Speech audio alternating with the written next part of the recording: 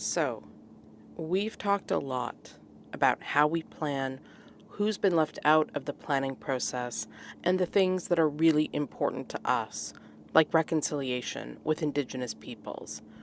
But now, let's talk about what might be in the Vancouver Plan. The Vancouver Plan will focus on land use, or what things go where in the city, and how and where our city will grow over the next 30 years. It's going to focus on the things Vancouverites, including youth, have told us matter most to them, and their ideas for how we can address some of the biggest issues we are facing.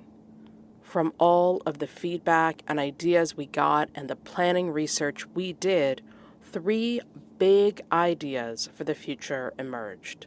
In this video, we're going to use this drawing of the city to talk about the 3 big ideas and how they could become part of the Vancouver Plan. Then, in Module 2, we're going to ask you to choose how we make these ideas happen. So let's get started.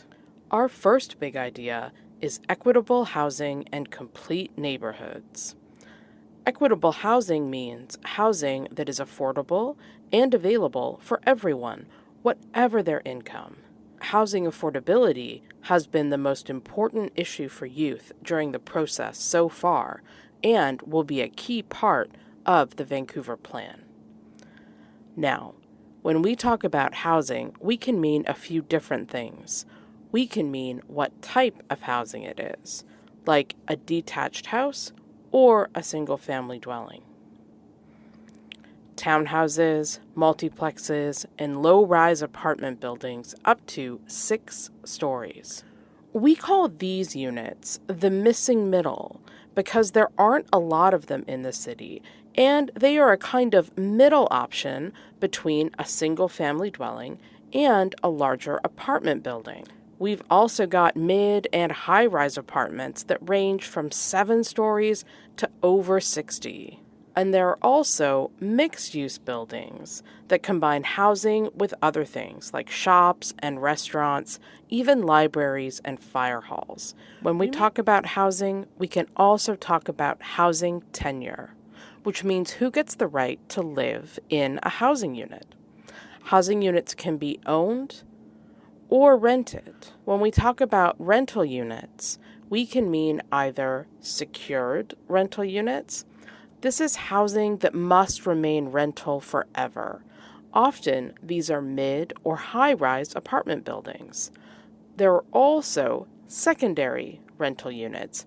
These units can be rented out for a while, but don't have to stay rental forever.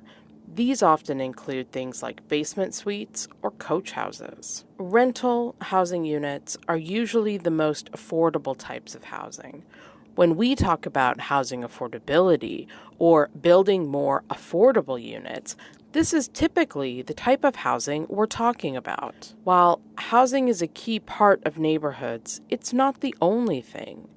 There are other features that help make a neighborhood, like shops and services, community centers, and schools. We can add new housing around these neighborhood features so more people have a chance to enjoy them, creating what we call complete neighborhoods. Big idea number 2 is an economy that works for all. We need lands for different employment uses and jobs. In Vancouver, we have land set aside for employment uses like office buildings or industrial activities like manufacturing or the port. These areas are important for our economy and maybe your future job prospects.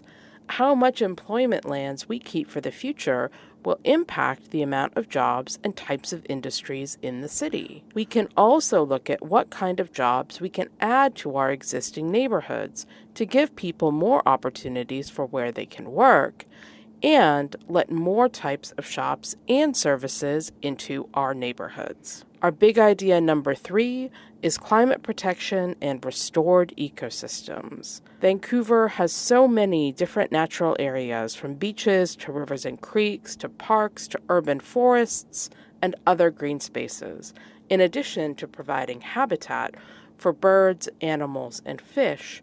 These natural spaces help keep the city cool, important as our climate warms, and they help filter our air and our water.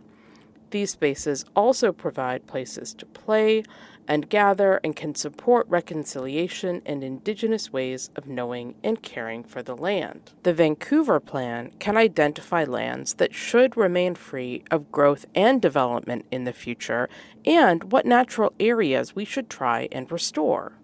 Climate protection includes different parts of the city that either contribute to climate change, like our cars and our buildings, or will be impacted by it, like low-lying areas at risk of flooding from sea level rise.